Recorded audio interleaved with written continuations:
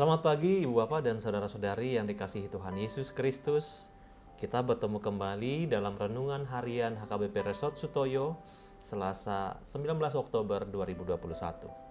Saya berharap kita semua dalam keadaan baik, sehat ketika kita akan mendengarkan firman Tuhan pagi ini. Marilah kita berdoa.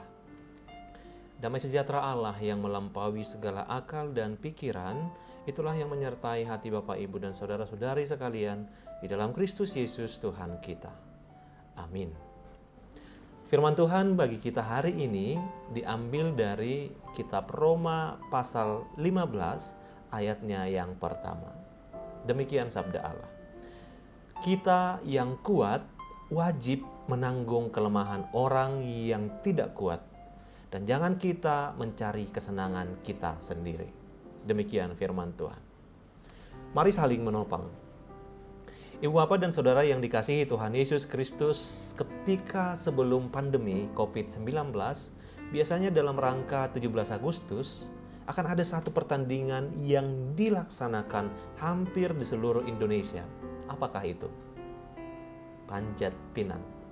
Dalam pertandingan Panjat Pinang, masing-masing tim akan bekerja sama dan mengatur strategi agar bisa mencapai hadiah yang digantung di atas pohon pinang.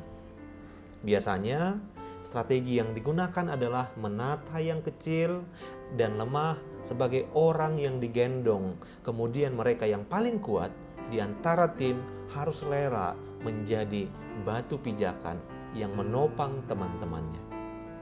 Dengan kerjasama yang baik ini, maka tujuan bersama anggota tim untuk mendapatkan hadiah dapat tercapai. Bapak Ibu, dalam persekutuan juga demikian. Semua anggota harus mau bahu-membahu menyatukan tekad untuk menghadirkan damai sejahtera bagi seluruh umat Tuhan. Tidak ada yang ingin diutamakan, tetapi harus saling mendukung. Yang lemah harus didukung lebih banyak. Saudara di dalam Kristus, dalam teks hari ini Paulus berbicara mengenai dua kelompok orang percaya di Roma, yaitu orang lemah dan orang kuat. Paulus menggunakan istilah kuat dan lemah untuk menggambarkan keadaan rohani orang percaya ketika itu. Istilah kuat menunjukkan pada iman orang yang telah dewasa dalam Kristus, sehingga peka terhadap masalah orang lain. Orang yang kuat adalah mereka yang peka pada hati nurani yang telah diterangi oleh firman Allah. Lebih dari ketaatan mereka akan ritual dan tradisi hukum Taurat. Sedangkan istilah lemah mengacu pada orang percaya yang imannya belum dewasa, yaitu yang masih percaya pada ritual dan tradisi hukum Taurat. Mereka merasa berkewajiban untuk mematuhi aturan dan tradisi hukum Taurat tentang apa yang boleh mereka makan dan apa yang tidak boleh mereka minum, apa yang harus mereka lakukan, kapan mereka harus beribadah dan kapan tidak. Mereka yang lemah iman berkeyakinan bahwa orang Kristen yang dewasa rohani menghidupi kekristenannya dengan cara mengikuti aturan ketat dan sering sekali menghakimi sesama yang tidak sejalan dengan pandangan mereka. Oleh karena itulah, Paulus mengajak mereka yang kuat untuk memanfaatkan kelebihan atau kekuatan mereka secara positif.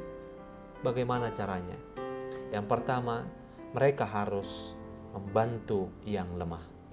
Yang kedua, mereka tidak boleh mencari kesenangan sendiri. Yang ketiga, berusahalah untuk saling membangun, memakai kekuatan atau kelebihan untuk membangun orang lain. Saudara di dalam Kristus, bagaimana dengan kita? Renungan hari ini mengingatkan kita yang merasa kuat iman agar peka terhadap pergumulan saudara seiman kita yang lemah.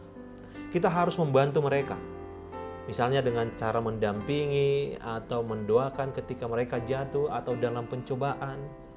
Hendaknya kita menjadi panutan, bukan celaan bagi mereka yang lemah. Tentu kita berkerinduan agar orang yang lemah iman suatu saat menjadi kuat juga. Maka marilah kita belajar peka serta memberi perhatian dan topangan kepada saudara-saudara seiman kita.